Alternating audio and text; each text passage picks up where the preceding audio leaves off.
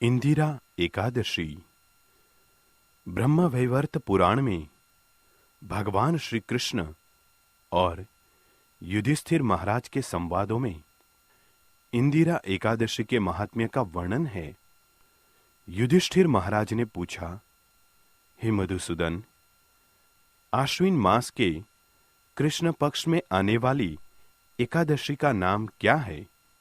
उसके पालन करने की विधि क्या है? इस व्रत से क्या फल प्राप्ति होती है? कृपया विस्तार से वर्णन करें।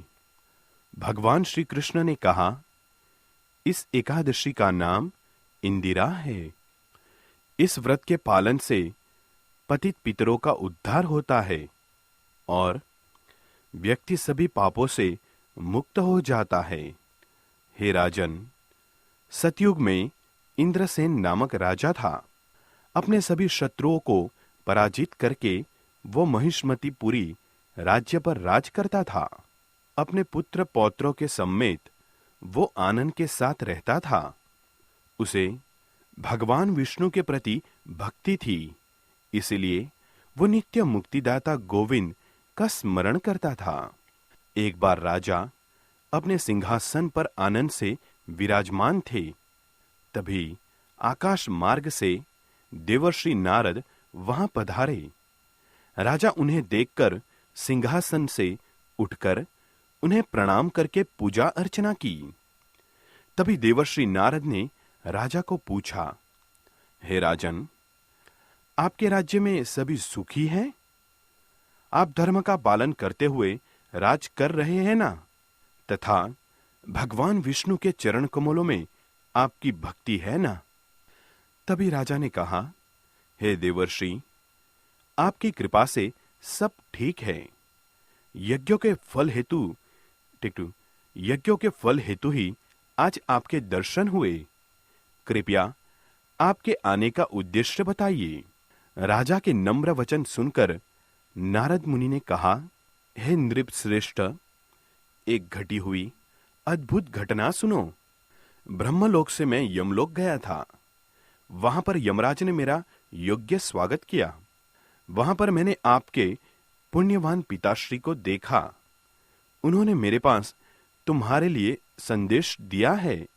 वो है, हे देवर्षि, मेरा पुत्र इंद्रसेन महिष्मतीपुरी का राजा है। उससे आप कहना कि अनजाने में किए गए पाप कर्मों के कारण मैं यमलोक में हूं। मेरे उद्धार के लिए इंदिरा एकादशी का व्रत पालन करके उसका फल मुझे अर्पण करे। नारद मुनि ने आगे कहा, हे राजन, आपके पिताश्री को भगवत धाम प्राप्ति होने के लिए आपको इंदिरा एकादशी का व्रत करने को कहा है। तभी राजा ने पूछा, हे देवर्षि, कृपया इस व्रत की विधि आप कहें। नारद मुनि ने कहा, हे राजन, दशमी के दिन प्रातःकाल उठकर स्नान के पश्चात पितरों को तर्पण देना चाहिए। केवल एक बार ही भोजन और रात को चटाई पर सोना चाहिए। एकादशी के दिन प्रातःकाल उठकर स्नान करें।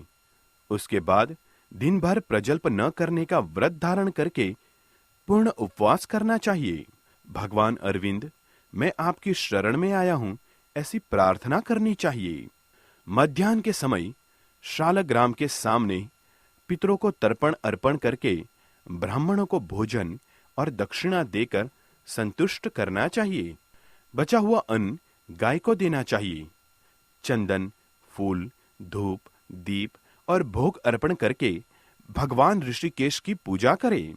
भगवान के नाम का गुणगान, लीलाओं का श्रवण, कथन, पढ़ना, कीर्तन इत्यादि करके रात भर जागरण करना चाहिए। द्वादशी के दिन भगवान श्री हरि की पूजा करके ब्राह्मणों को भोजन अर्पण करना चाहिए। उसके बाद अपने बंधु, पुत्र पौत्र के साथ उपवास छोड़ना चाहिए। भोजन करते समय शांति होनी चाहिए। हे राजन, मेरे कहे अनुसार अगर आप व्रत का पालन कर रहे हो तो आपके पितरों को जल्दी ही भगवत धाम की प्राप्ति होगी। इतना कहकर देवर्षि नारद अंतर्धान हो गए। देवर्षि नारद के कहे अनुसार राजा ने व्रत का पालन किया। इस व्रत के प्रभाव से स्वर्गलोक से पुष्प वृष्टि हुई और राजा के पिताश्री गरुड़ पर बैठकर वैकुंठ गए। इसके बाद राजा ने अनेक वर्ष आनंद पूर्वक राज्य किया। अपने पुत्र को राज सौंपकर राजा स्वयं भगवत धाम को चले गए। अगर आप चाहते हैं कि ऐसे और आध्यात्मिक संदेश हर दिन आपको प्राप्त होते रहें, तो अपने नाम और शहर के साथ इस्कॉन डिजायर ट्री के नंबर 9987949494 9987949494 पर एक संदेश भेजें।